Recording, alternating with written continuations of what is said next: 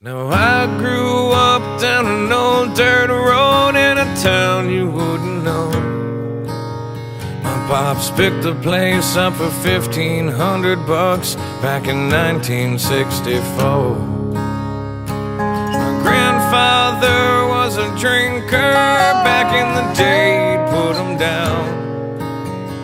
But a war is known to change a man, and the whiskey's known to change a man.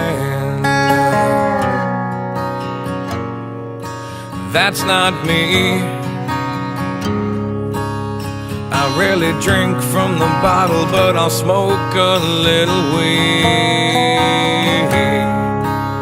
I still live in the sticks where you wouldn't go, in a town of 1,200 off an old dirt road, and a country boy is all I'll ever be.